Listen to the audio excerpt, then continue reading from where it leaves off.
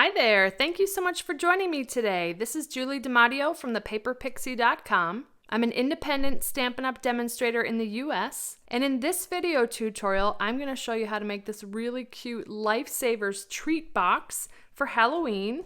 It's sized to fit a regular size roll of Lifesavers.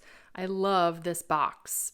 The finished measurements are 3 3/4 by 7/8 by 7/8, and it's a really cool sized box. I know you can find so many other things to fit in this. This box features products from the Monster Bash product suite, and I absolutely love these things together. So let me show you how easy this is to make. We're going to start with a piece of pumpkin pie cardstock that measures 4 inches by 6.5 inches.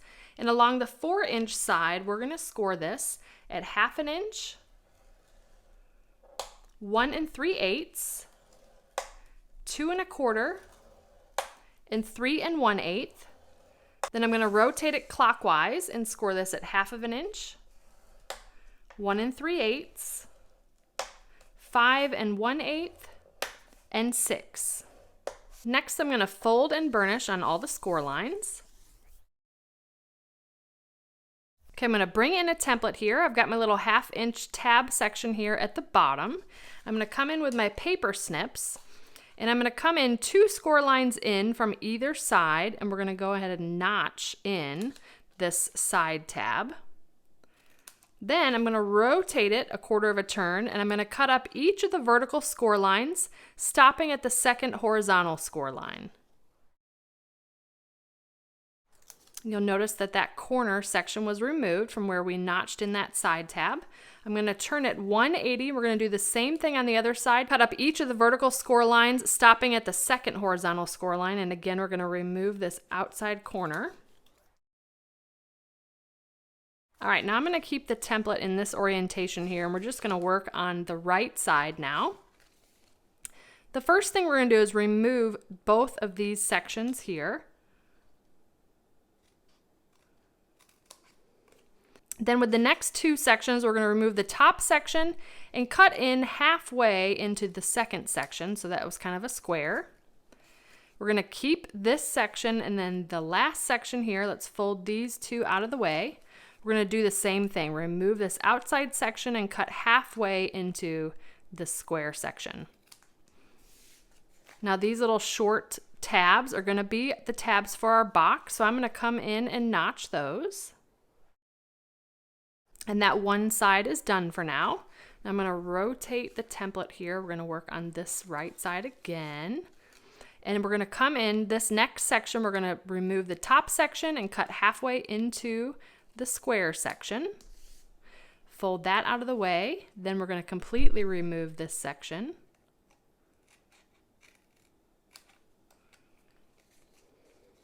The third section, we're going to remove the top, cut halfway into the square, and then leave this section intact. The template will be posted on my blog. It'll really help you when you're cutting away pieces. Again, these are tabs, so I'm going to come in and notch like so. So it's starting to look like our template here. Now the next thing we need to do is to round the corners of these longer tabs. Those are going to be the tabs that tuck into the box, and rounding those corners is going to help that close easily. So I'm just going to manipulate the cardstock and move it out of the way, so that I have a flat edge here to be able to line up in the detailed trio punch to round those corners. Again, we'll do this side as well. Fold that out of the way so we've got a flat edge. Like so. Now we're going to repeat the same thing to the other tab, folding the paper as needed.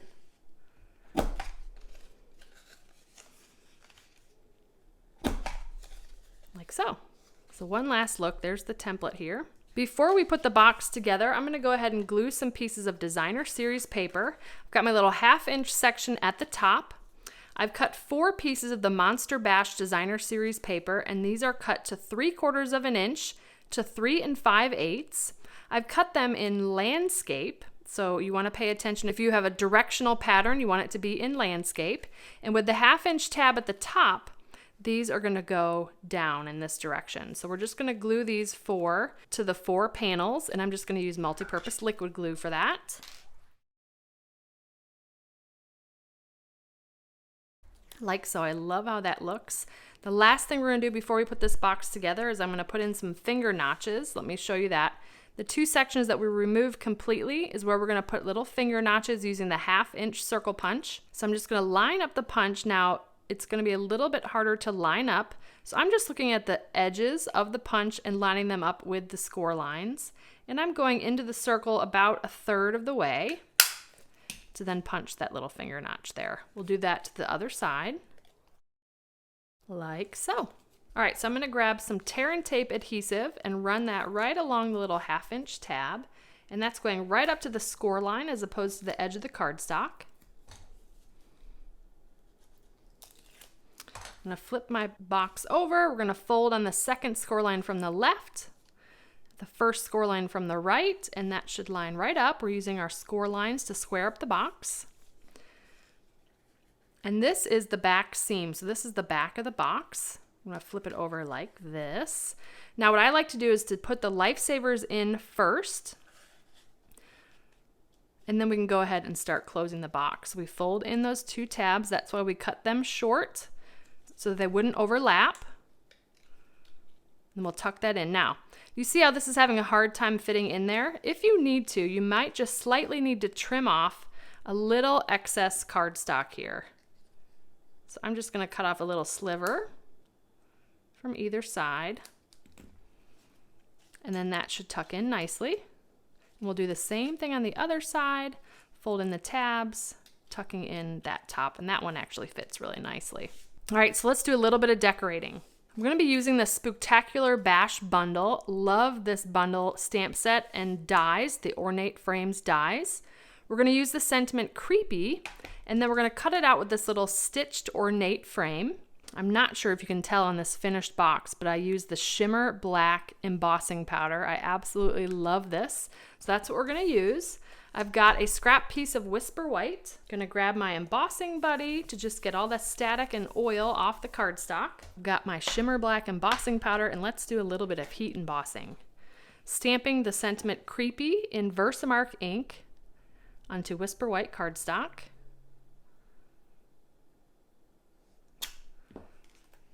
Then I'll sprinkle the embossing powder on.